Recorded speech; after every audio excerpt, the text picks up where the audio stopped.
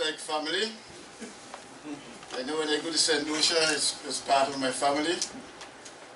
And it's so nice, being at those words that you sang, they're really touching. My Redeemer lives. You know, this morning I had to ask God, why are you mindful of me? Look at the creation, look at what you have made. And me, you're mindful of me. My Redeemer lives. Good. Well, I'm here visiting because I went to Grenada. You know, we have a group of people from each of the Grenadine Islands. In the Grenadine Islands, we have what we call the Grenadines Bank, where there are shallow areas where the local fishermen will fish. So we thought that it would be wise to have people protecting those areas from the overfishing and pollution and things like that. So a group of us get together and we have these meetings once every year in one of the little islands of the Grenadines. So this year we chose Grenada and we were there for 3 days. And we had ministers of government, fisheries officers giving addresses and things like that. And we were discussing what can we do to prevent overfishing and pollution and how we can make these things viable for fishermen for years to come. So that's what brought me to Grenada. And when I look at the itinerary, I see we were returning to St. Vincent and on Saturday, which is today. So I told the person who was making the planning for the tickets, I said, I want to stay a couple days in Trinidad to visit some friends. So can you rebook my passage? And she did that. And that's how I came in last night and spent the night. And I'm here with you today. I'm leaving tomorrow back to St. Vincent and back out to work on Monday. So it's very good to be here. I'm looking forward to seeing all of you, more of you, in St. Lucia for the feast. I thought this morning that I will speak on a topic that I see is a growing trend in the society today, with the modern things that are coming on stream, modern electronic things. I think that we need to be aware of how we live our lives in front of God. So I think I'm going to speak on one of the commandments. If you take your Bibles and turn to where the commandments are listed in Exodus chapter 20.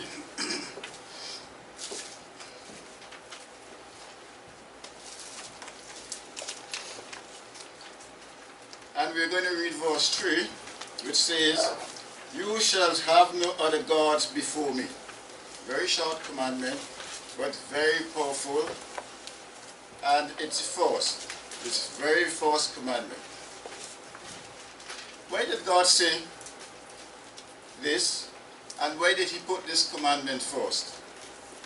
God would have known that man, given the privilege to make his own decision, and being influenced by the world around him and by his friends and people he associated with, would have the aptitude just to do that, to have another God before him. And man has been doing that ever since and is still doing it today.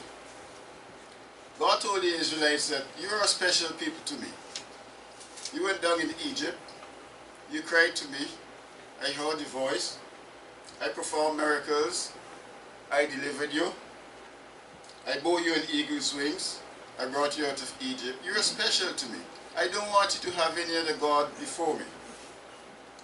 But while in Egypt, the children of Israel saw how the Egyptians worshipped their gods. They had a god for almost everything. Sun god, moon god, earth god, god for agriculture, you name it, the Egyptians had it. And the Israelites remember this. While they were on the way to the promised land, Moses was called up to Mount Sinai, where he was given the 2 tablets on which God wrote the 10 Commandments. When the people saw that Moses was long in coming back to them, because Moses was leading them out of Egypt into the promised land, they did something that many of us would have thought very strange. Let's see what the children of Israel did. In Exodus chapter 32, and I'm going to read from the today's English version. I like to compare the King James Version with the English version, and the English version puts it in simpler English. Exodus chapter 32, when the children And when the people saw that Moses had not come down from the mountain but was staying there a long time, they gathered around Aaron and said to him, "We do not know what has happened to this man Moses, who led us out of Egypt. So make us a god to lead us out." Verse 2. Aaron said to them, "Take off the gold earrings which your wives, your sons, and your daughters are wearing, and bring them to me." So all the people took off their gold earrings and brought them to Aaron. He took the earrings, melted them, poured the gold into a mold, and made a gold bull calf. The people said, "Israel, this is our God, who led us out of Egypt." Verse 5. Then Aaron built an altar in front of the God of the gold bull calf and announced, "Tomorrow there will be a festival to honor the Lord." Early the next morning they brought some animals to burn as sacrifices and others to eat as fellowship offerings. The people sat down to a feast which turned into an orgy of drinking and sex. The Lord said to Moses, verse 7, the Lord said to Moses, "Hurry and go back down, because your people whom you led out of Egypt have sinned and rejected me. They have already left the way that I commanded them to follow. They have made a bull calf out of melted gold and have worshipped it and offered sacrifice to it. They are saying that this is their God who led them out of Egypt." We stay there with that story. Now, where did these people learn this from? The Egyptians, of course. First, let us read the instruction that God gave the children of Israel concerning making gods. And when I heard Exodus chapter 6 being read this morning, I said, he almost touched Deuteronomy 6, he almost touched my scripture. So let's go to Deuteronomy chapter 7 and read what happened there. Let's see how the Israelites, or what God told the Israelites. Reading from verse 1. Deuteronomy chapter 7 verse 1. And Moses is speaking to the children of Israel. He's saying, "When the Lord your God shall bring you into the land where you are going to possess, and have cast out many nations before you, the Hittites, the Girgashites, the Amorites, the Canaanites, the Perizzites, the Hivites, and the Jebusites, 7 nations greater and mightier than you. And when the Lord your God shall deliver them before you, you shall smite them and utterly destroy them. You shall make no covenant with them, nor show mercy unto them. Neither shall you make marriages with them. Your daughter you shall not give unto his son, nor his daughter shall you take unto your son. For they will turn away your son from following me, that they may serve other gods. So will the anger of the Lord be kindled against you, and destroy you suddenly. But thus shall you deal with them.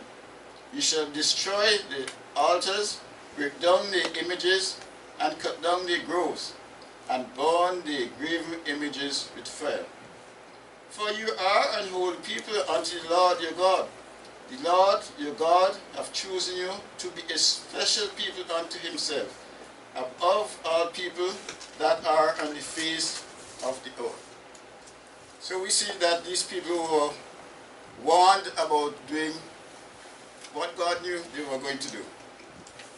So let us see how these people worship the other gods. These nations, these 7 nations that we read in verse 1, let us see how they worship their God. And we wouldn't look at all the gods, but the same way they worship one, they'll worship the other. So let's look at one of the gods. Over in the land of the Philistines, where the Israelites were passing through, they had a god. They called him Dagon. This god had his hands and his head of a man, and his body and his feet of a fish. Now if we see that in a book, we'll say, oh, that's a mermaid. So they probably were worshipping a mermaid. And let us see how this god Dagon was worshipped. At one time in history, the Israelites they fought against the Philistines. And the Philistines defeated the Israelites and took the ark of God into their camp, into the Philistines' camp. Let's just read about that and see what happened in 1 Samuel chapter 5.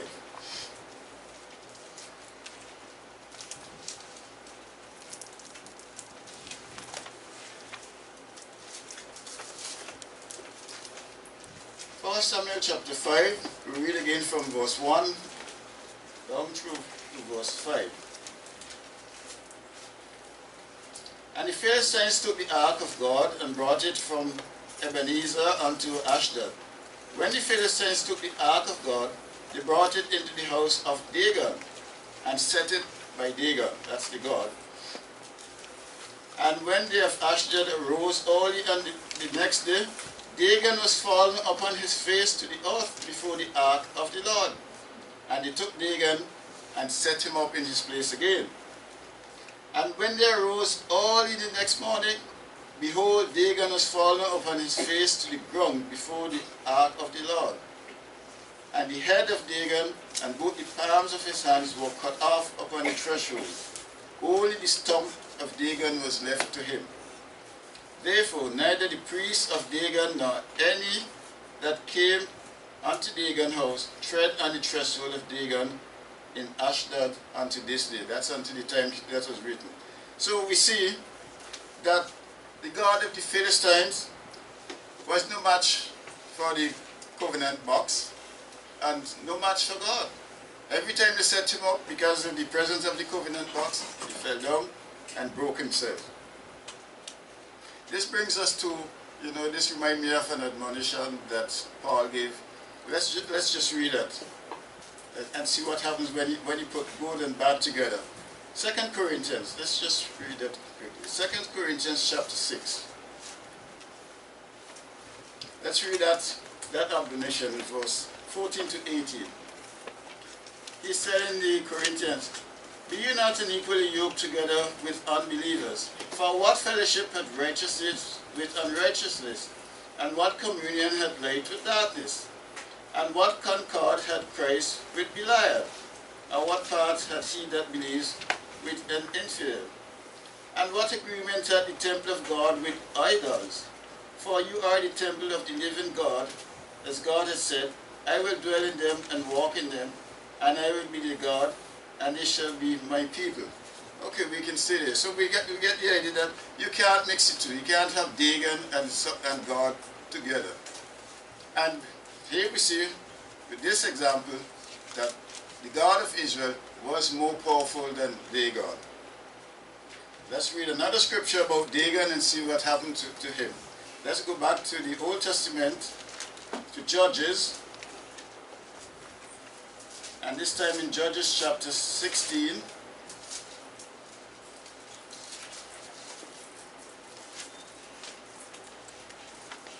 We read from verse 21.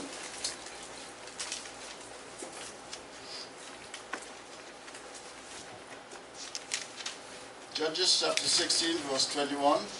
But the Philistines took him and put out his eyes, that's Samson, and brought him down to Gaza, and bound him with fetters of brass, and he did grind in the prison house. Howbeit the hair of his head began to grow again after he was shaven. This is speaking about Samson, and we know the story about Samson, how strong he was, and the Philistines tried to capture him, and they did. Let's go on, verse 23. Then the lords of the Philistines gathered them together to offer a great sacrifice unto Dagon their god, and to rejoice. For they said, our God, that's Dagon, had delivered Samson, our enemy, into our hand. And when the people saw him, they praised their God, for they said, our God had delivered into our hands our enemy, and the destroyer of our country, which slew many of us. Verse 25. And it came to pass, when their hearts were merry, that they said, call for Samson, that he may make us sport. And they called for Samson out of the prison house, and he made them sport. And they set him between the pillars. And Samson said unto the lad that held him by the hand. Suffer me, that I may feel the pillars upon which the house stands, that I may lean upon them. Now the house was full of men and women, and all the lords of the Philistines were there. And they were upon the roof, about 3,000 men and women. They beheld while Samson made sport. And Samson called unto the Lord and said, O Lord God, remember me, I pray you, and strengthen me, I pray you, only this once. O God, that I may at once be avenged of the Philistines from my 2 eyes. And Samson took hold of the 2 middle pillars upon which the house stood, and on which it was borne up, of the one which is right hand, and the other which is left. And Samson said, Let me die with the Philistines. And he bowed himself with all his might, and the house fell upon the lords, and upon all people that were there. So the dead which he slew at his death were more than they which he slew in his life. So there again we see that because they were worshipping this Dagon, so many people worshipping and making merry and giving toasts, they're having a nice time. This is what God did. This is what God did to all the Philistines, and they all died. Well, that's one God. I just read it about another of the gods that they worship. And this one is called Baal. The way this god is worshipped with sacrifices and orgies, it is no wonder that God instructed the Israelites to destroy them. Let's just go back to Deuteronomy 7. We started reading. Deuteronomy chapter 7. I just want to touch on 2 verses that we didn't read. Verses 25 and 26. So Moses is telling them again. Verse 25. The graven images of the gods shall you burn with fire. You shall not desire the silver or gold that is on them. Now take it unto you, lest you be snared in it, for it is an abomination to the Lord your God.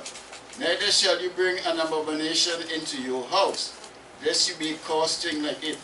But you shall utterly detest it, and you shall utterly abhor it, for it is a cursed thing. Why did God want to destroy these nations? 7 nations. Destroy them, utterly. It is because he said, for they will turn your sons from following me. He says, for they will turn away your sons from following me, that they will serve other gods. That's the main reason.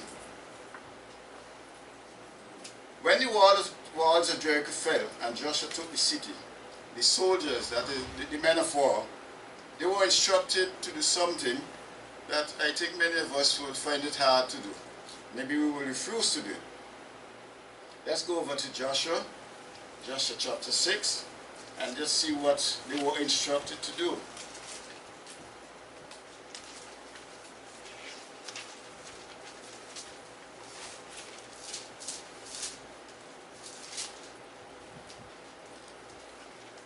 And the verse I want to read is verse 21.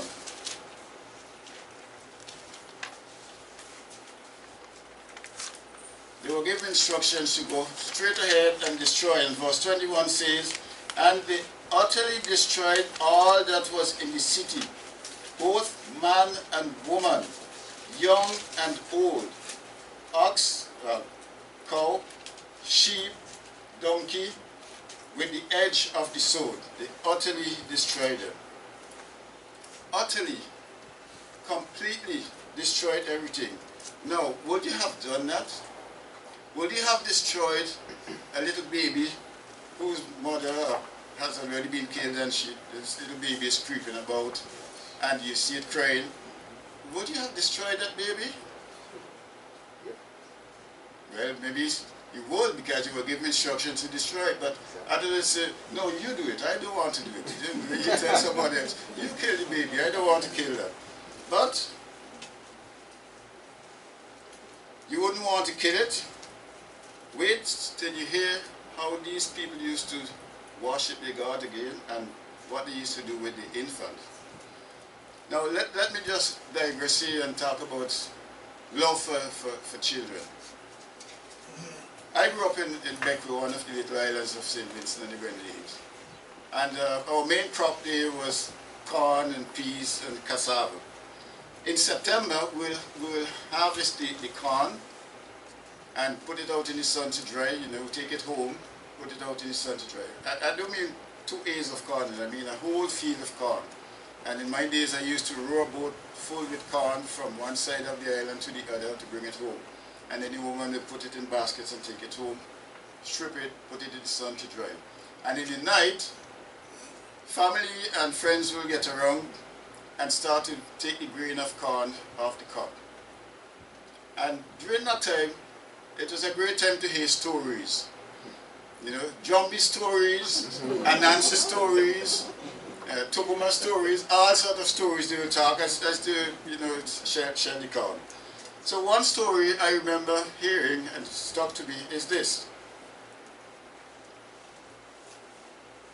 One night, a woman was traveling from one side of the island to the other. And there are 2 places on the island where this is haunted. But this time she was traveling in moonlight bright, and she alone walking going home. In those days there were not many vehicles on the road, so you wouldn't pass so many, you know, traffic. You're kind of lonely, you're walking, and it was late in the night. So when she reached the spot, she saw a baby in the road, and the baby was crying. So she said, I wonder who is this careless mother who put this baby here in this road this hour of the night, and the baby is crying. And you know, she feels so sad about this baby being left alone, not knowing who the mother is. So she took the baby at home. She took the baby home, and she gave it some tea. She tended to the baby, put it to sleep, and she went about doing her work, and then she went to bed also. While she was there, she heard the baby saying, "You better take me back where you meet me." And the baby kept saying that, "You better take me back where you get me from." So she got scared, and she took the baby back. Right to the same spot she got him. You see the love for babies? And when she put the baby there, she was heading back. And she heard a voice said, "You're lucky you treat my baby good. Otherwise you'd have seen what I would do to you tonight." That was the baby's mother, who thinks it's another zombie. So you know, the love of babies. You see this baby in the road and you take it home and you tend to it. But that's one of the stories we heard when we were, you know, taking the corn out the cob. So, but in this case, the babies were utterly destroyed. Now we go back to the story of Baal. Baal was the name of a god they worship in Canaan. The practice of Baal worship infiltrated the Jewish religious life during the time of the judges, and it became widespread in Israel during the time of Ahab and Jezebel. The word Baal means Lord. In general, Baal was a fertility god who was believed to enable the earth to produce crops and women to produce children. Baal was considered to be one of the more powerful of the gods. The Canaanites worshipped Baal as a sun god and as a storm god. And they also worshipped him because he was proved to be a fertility god. He gave women children. Baal worship was rooted in sensuality and involved prostitution in the temple. At times, appeasing Baal required human sacrifice, and it is usually the firstborn from the person who is offering the sacrifice. Let me read from Haley's Bible handbook about the religion of the Canaanites and see how they worship this god Baal. It says, Baal was their principal god. Ashtoreth, that's Baal's wife, their principal goddess. Temples of Baal and Ashtoreth were usually together. Priestesses were temple prostitutes. Sodomites were male temple prostitutes. The worship of Baal, Ashtoreth, and other Canaanite gods, considered in the most extravagant, consisted of the most extravagant orgies. The temples were centers of vice. In excavation at Gaza, McAllister, that's the person who did the excavation of the Palestine Exploration Fund, found in the Canaanite stratum, which had preceded Israelite occupation, about 1500 BC, the ruins of a high place, which had been a temple in which they worshipped the god Baal and the goddess Ashtoreth. It was an enclosure 150 by 120 feet, surrounded by a wall open to the sky, where the inhabitants held their religious festivals. Within the walls were 10 rude stone pillars, 5 to 11 feet high, before which the sacrifices were offered. Under the debris in the high place, McAllister found great numbers of jars containing the remains of children who had been sacrificed to Baal. The whole area proved to be a cemetery for the newborn babies. Another horrible practice was that they called foundation sacrifices. When a house was to be built, a child would be sacrificed and its body built into the walls to bring good luck to the rest of the family. Many of these were found in Gaza.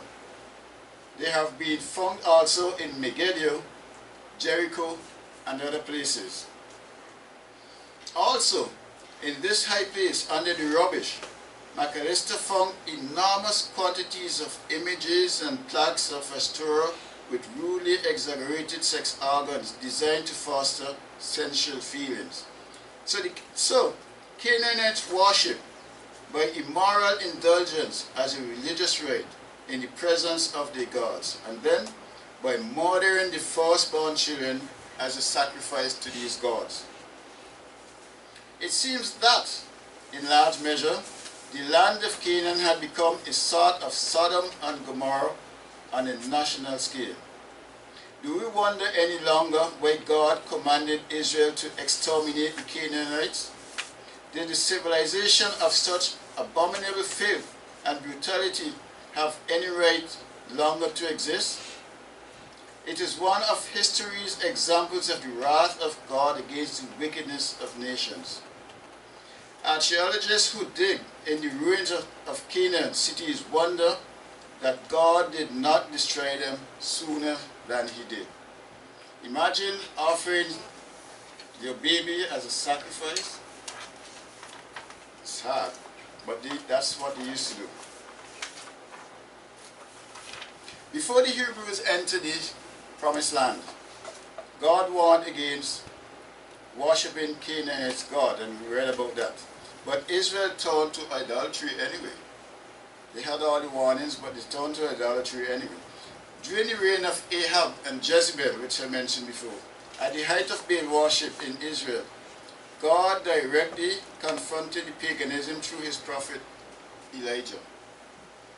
First, God showed that he, God, not Baal, controlled the rain by sending a drought that lasted 3.5 years.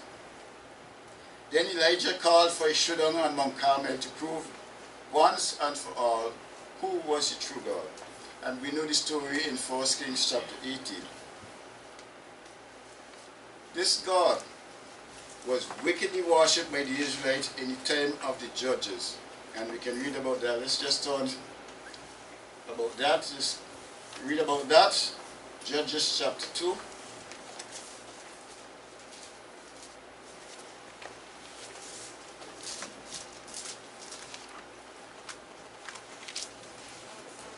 Verses 10 to 13.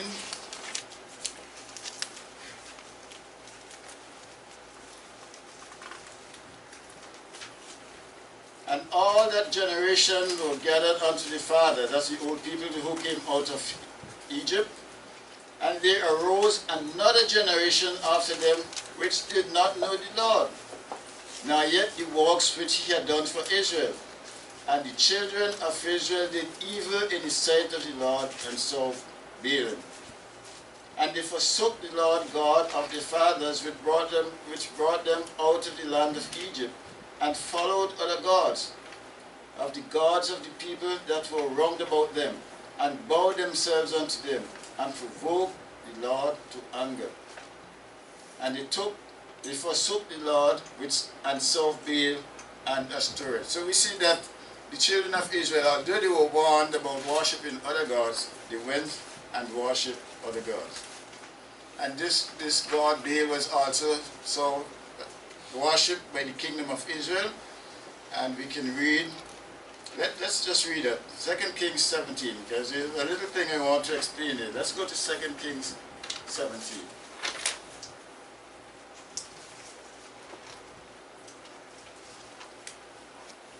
And this chapter deals with why God displaced the Israelites and scattered them among the nations and brought in other people to possess them. So 2 Kings 17, let's read from verse 7.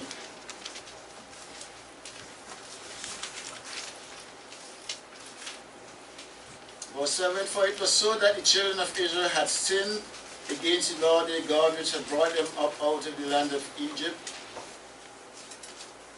from under the hand of Pharaoh king of Egypt, and had failed other gods, and walked in the statutes of the heathen whom the Lord cast out before the children of Israel, and of the kings of Israel, which they had made. And the children of Israel did secretly those things that were not right against the Lord their God, and they built them high places in all the cities, from the tower of the watchman to the fenced city. Verse 10, and they set them up images and groves in every high hill and under every green tree. And there they burned incense in all the high places, as did the heathen unto the Lord. And let me read that again, verse 11. And there they burned incense in all the high places, as did the heathen whom the Lord carried away before them, and wrought wicked things to provoke the Lord to anger. For they served idols, whereof the Lord had said unto them, you shall not do this thing. Yet the Lord testified against Israel and against Judah by all the prophets and by all the seers, saying, turn you from your evil ways, and keep my commandments and my statutes according to all the law which I commanded your fathers, and which I sent to you by my servants the prophets. Let's drop down to verse 17, verse 16 and 17. And they left all the commandments of the Lord their God, and made them molten images, even 2 calves, and made a grove, and worshipped all the hosts of heaven, and served Baal. And they caused their sons and their daughters to pass through the fire, and used divination and enchantment, and sold themselves to do evil in the sight of the Lord, to provoke him to anger. Now this is telling you why God displaced them. But there's one thing that struck me out here. It says, pass through the fire. In verse 17, and they caused their sons and their daughters to pass through the fire. That means that they didn't tell the child, there's some fire, I want you to walk from here, pass through it, when you might have to run quickly and come out the other side. That's not what it means. When they say pass through the fire, when they made Baal, and if I've seen drawings of him or conceptions of him, big and fat, and he was ugly. And his belly, they hollow it out, and they make a chamber, like a slide, just like this thing has an angle, a slide, and underneath they put fire. And the fire will be burning, and when they offer the sacrifices, they will take the little kids, the little children, and push it in, and he will go down into the fire and burn up. That's what it means, pass through the fire. They will burn the kids in the fire. It was horrible the way these nations serve the God. And that's why God wanted to destroy them. But the altars of Baal, they were destroyed by Gideon.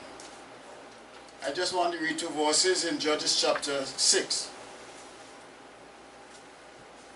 Let's go a little bit back to Judges chapter 6 and see what Gideon did. Horrible the way they were worshipping their God. Verses 27 and 28.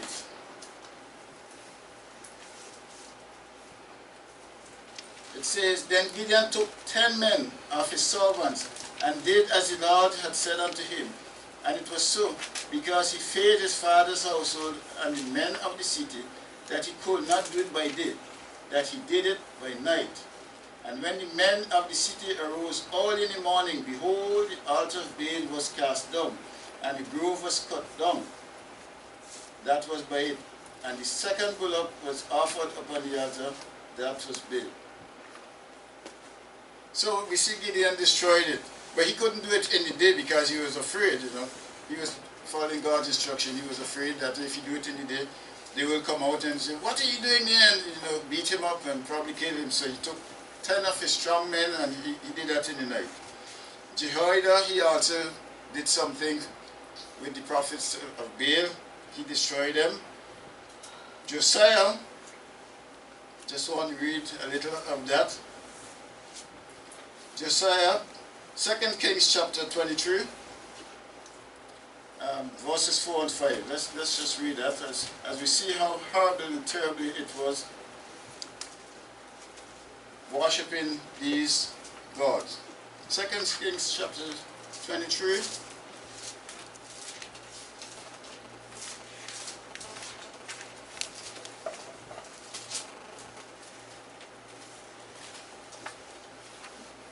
And I'm going to read two verses, verses 4 and 5.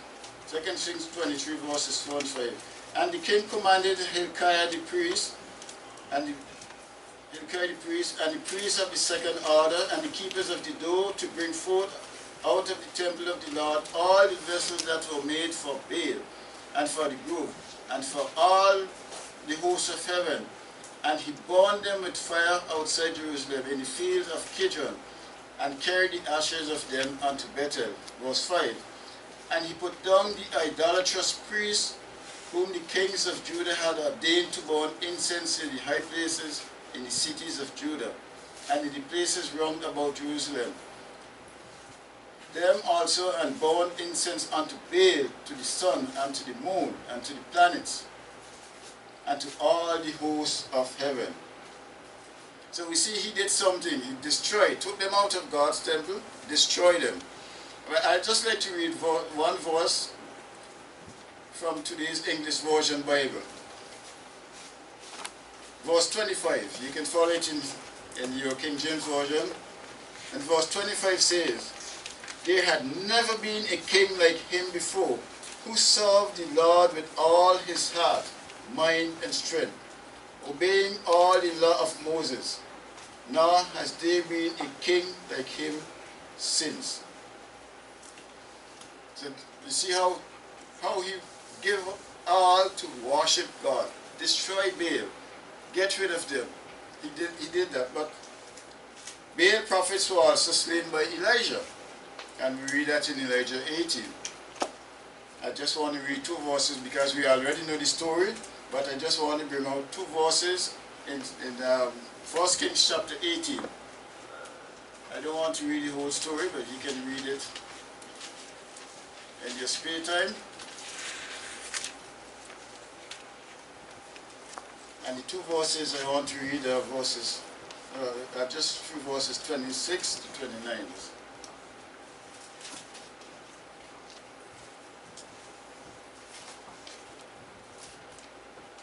And this is how the prophets of Baal were worshipping him. After Elijah set up this great sacrifice, and he said in verse 26, And they took the bullock which was given them, that's the prophets of Baal, and they dressed it, and called on Baal, on the name of Baal, from morning even until noon, saying, O Baal, hear us. But there was no voice, nor any that answered. And they leaped upon the altar that was built. Verse 27. And it came to pass at noon that Elijah mocked them, and said, Cry aloud, for he is a God. Either he is talking, or he is pursuing, or he is in a journey, or maybe he's asleep and must be awakened. And they cried aloud and cut themselves after the manner with knives and lancets till the blood gushed out upon them. Verse 29. And it came to pass, when midday was past, and the prophets, and they prophesied until the time of the offering of the evening sacrifice, that there was neither voice, nor any that answered, nor any that regarded. Now, you might think this is strange, the way these people worship Baal. You know, you see, they cut themselves and they leap upon the altar, you know what we say, carrying on, as was mentioned this morning, carrying on. But, you know, people don't think of why they do things, how they do things. They just see others doing it and they do it. Where I live in Mustique, I can sit at my window and look straight down the aisles of a church on the other side of the road.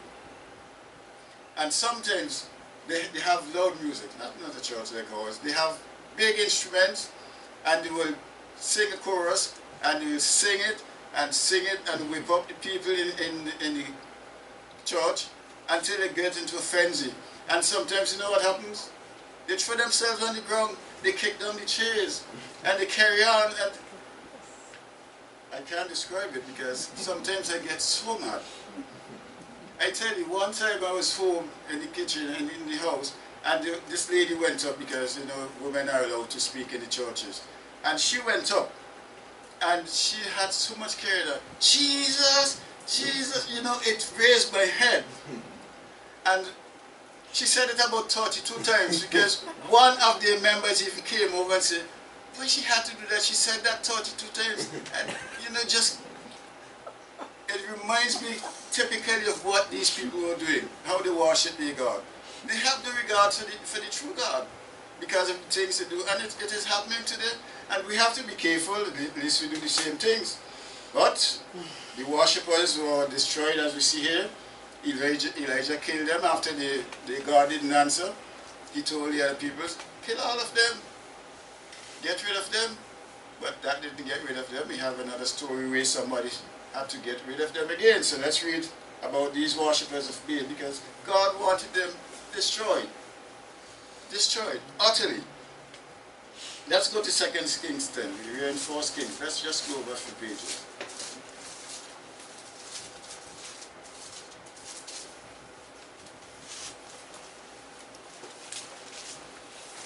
And we read from verse 18. 2 Kings 10. Let's see what Jehu, this is another king of Israel, he destroyed them. Verse 18.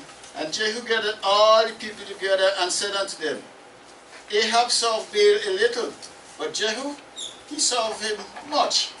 Now therefore call unto me all the prophets of Baal, all his servants, and all his priests. Let none be wanting, for I have a great sacrifice to do to Baal. Whosoever shall be wanting and who is missing, he shall not live. But Jehu did it in subtlety, to the intent that he might destroy the worshippers of Baal. And Jehu said, proclaim a solemn assembly for Baal. You know, big feast, big holiday for Baal. And they proclaimed it. And verse 21, and Jehu sent through all Israel, and all the worshippers of Baal came, so that there was not a man left that did not come. And they came into the house of Baal.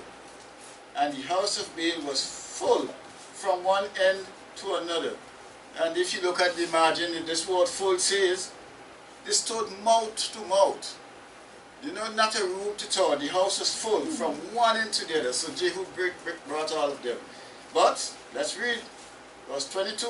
And he said unto them, and he said unto him that was over the vestry, that is over all the robes, you know, the government thing. Bring out the vestments, bring out the robes for the worshippers of Baal. And he brought out the vestments or the robes. And Jehu went, and Jehonadab, the son of Rechab, into the house of Baal, and said unto the worshippers of Baal, search and look, that there be here with you none of the servants of the Lord, but the worshippers of Baal only. And when they went in to offer sacrifices and burnt offering, Jehu appointed 80, that's 80 men outside, and said, if any of the men whom I have brought into your hands escape, he that lets him go, his life shall be for the life of him. And it came to pass, as soon as he had made an end of the offering, the burnt offering, that Jehu said to the guard and to the captains, "Go in and slay them, let none come out." And he smote them with the edge of the sword. And the guard and the captains cast him out, and went to the city of the house of Baal. So, they were all destroyed. Second time they were destroyed. But we see that all down through history, they have been zealous men, anxious men, ready to obey God. That's why there has been so many martyrs for God today. He said, "Have no other God before me." So let's hope that, well, we know that Baal wasn't fully destroyed and kept coming back. Now, the United Church of God, which we all belong to, they have a booklet entitled The Ten Commandments, and it outlines the Ten Commandments, and it goes into detail and tell you all about them. It explains the commandments and tell you how to keep them and what are the pitfalls and things like that. It says about the commandments, anything you put in front of God is your God. Talking about this first commandment, have no God before me. Anything you put in front of God is your God. I don't mean something, you might get up this morning and you know the first thing you should do is pray. Or read the Bible and pray. But that's putting God first. But there are times when you might get a call to do something and you can't do that. Because I remember one morning I was home at about 4:30 in the morning, because where I work in Mustique, I'm in charge of the fishing village. And I have about 35 men who I look after and make sure they are in compliance with the island rules and things, and take care of them on behalf of the company. So one morning I was asleep and got this call, phone rang. Anytime the phone rings, there's in the morning, something is wrong. And I'm fearful. So I answered, and it was a fisherman. He said, I'm out drifting. I need some help. Can you come and help me? Can you come and rescue me? So I had just got to jump up, put on my clothes, run down to the beach, get some other fishermen, put a boat down and go out and rescue him. So I couldn't do what I normally do, as we say, morning devotion, because of these things. But in our lives, there are things that we constantly do and put before doing the right thing, which is worshiping God first. Once we have the time, we should put that first in our life. God first in our lives. Now, let me go over to the New Testament, and see how we can put this into perspective by what Christ said. There are some things that Christ said that we might think it's hard to do because of the way he said it. We don't quite understand it. But there are two places in the New Testament where something he said is recorded and it's hard for us to understand. But we will look at these two and try to get a better understanding of the same. We will look at what Jesus said, what he meant or what he means, and the lesson that is in it for us. So let's go over to the New Testament. First, let's see what Jesus said. Matthew chapter 5. Read familiar scriptures, but let's see what he said. And all this has to do with putting God first. Have no other God before me. Let's read from verse 28.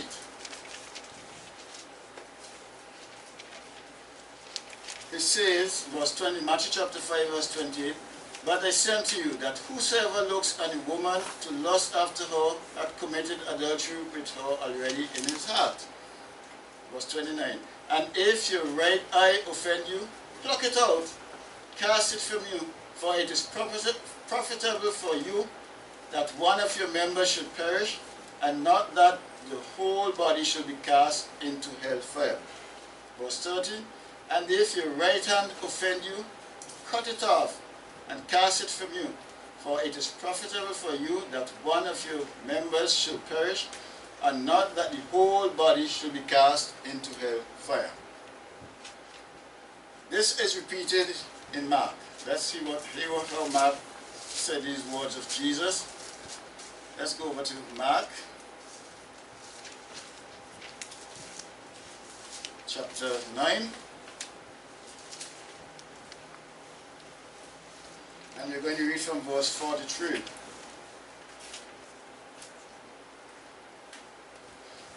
Jesus is saying here again, and if your hand offend you, cut it off. It is better for you to enter into life maimed than having two hands to go into hell, into the fire that never shall be quenched, where the warmth there is not, and the fire is not quenched. And if your foot offend you, cut it off. It is better for you to enter halt into life, than having 2 feet to be cast into hell, into the fire that never shall be quenched, where the warmth dieth not, and the fire is not quenched. Verse 47, and if your eye offend you, pluck it out. It is better for you to enter into the kingdom of God with 1 eye, than having 2 eyes to be cast into hell's fire, where the warmth dieth not, and the fire is not quenched. Okay, those are the 2 things. What did Jesus say? He's saying, if there is something that causes you to offend, if something offends you, even if it is a part of your body, cut it off or pluck it out. Get rid of it. In Matthew, there are 2 parts mentioned. In Mark, 3 parts are mentioned: the eye, the foot, the hand. He didn't need to mention all the other parts, but we get the idea of what he's saying. Any part of your body. Just like when he was asked about the greatest commandment, he didn't mention all the commandments. He just mentioned a few so that we get the idea. He means all. So he mentioned here just enough bodily parts for us to get the point. But what did he mean? Cut it off, pluck it out, cast it from you. He did not mean you must cut it off or pluck it out literally.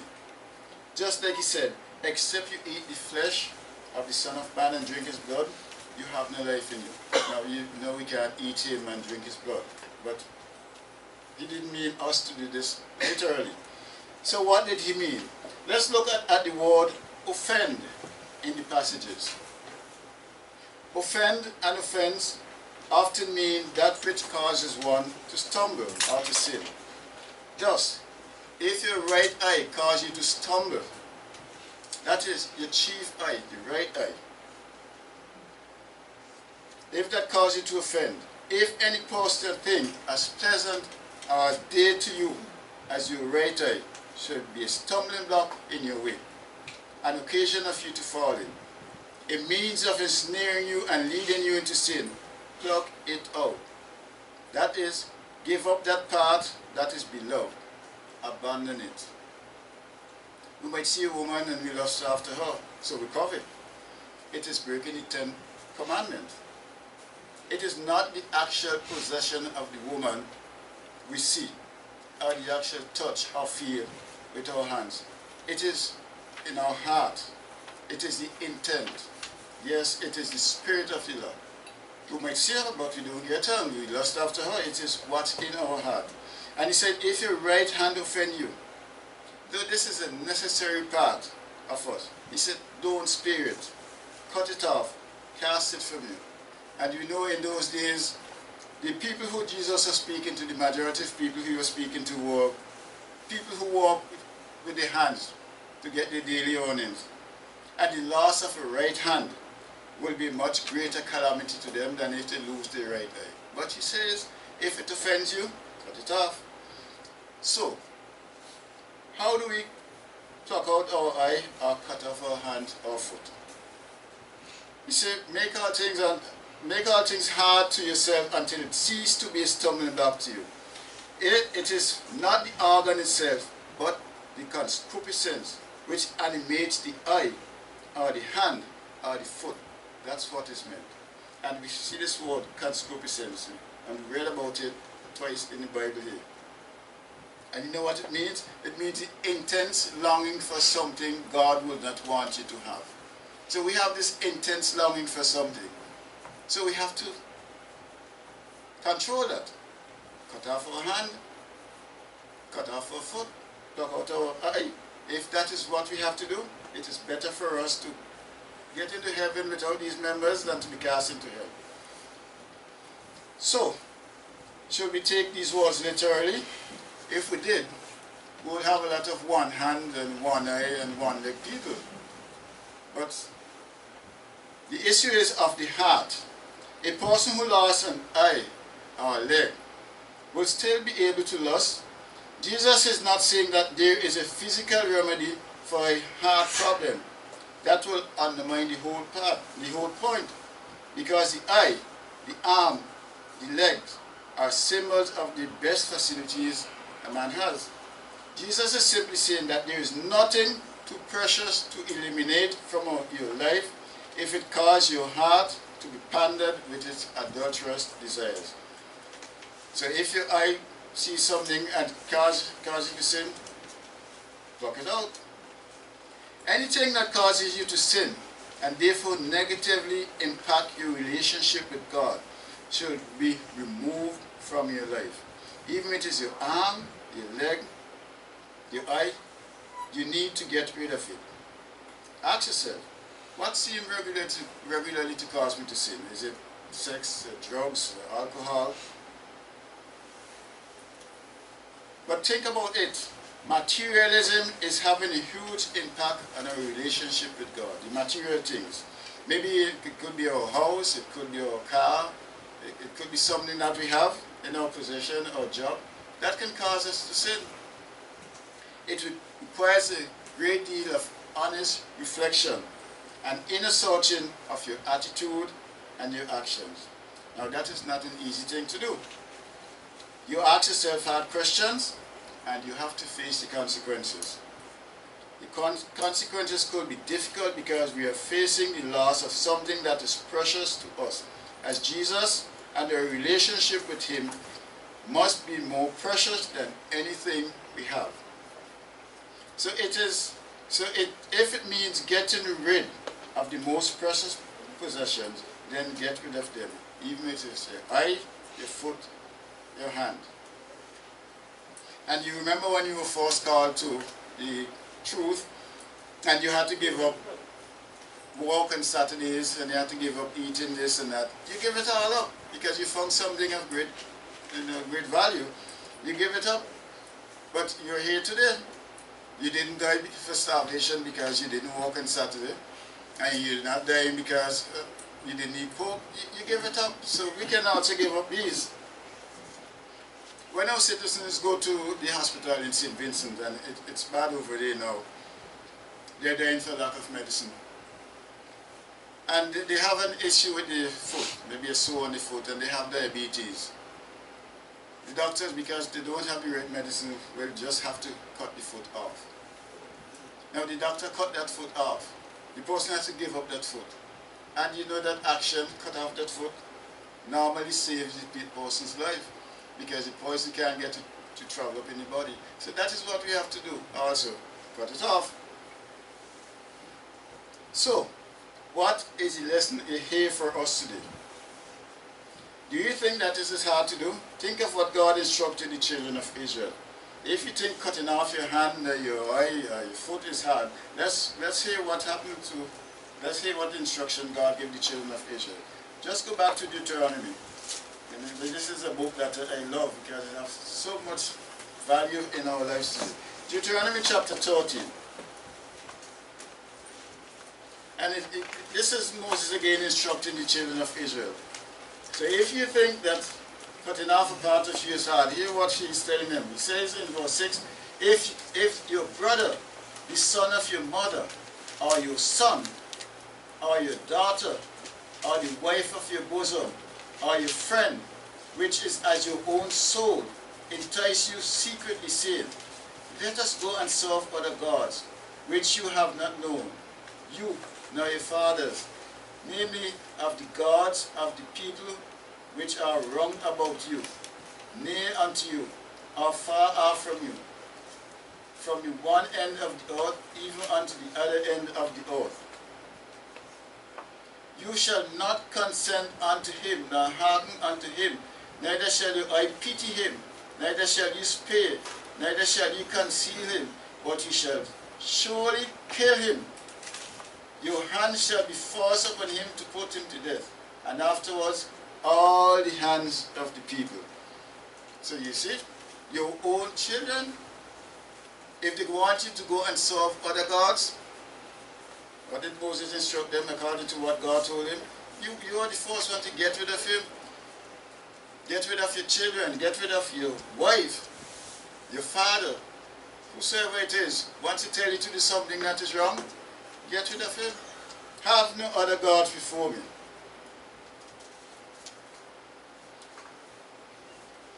And what did Jesus tell us today?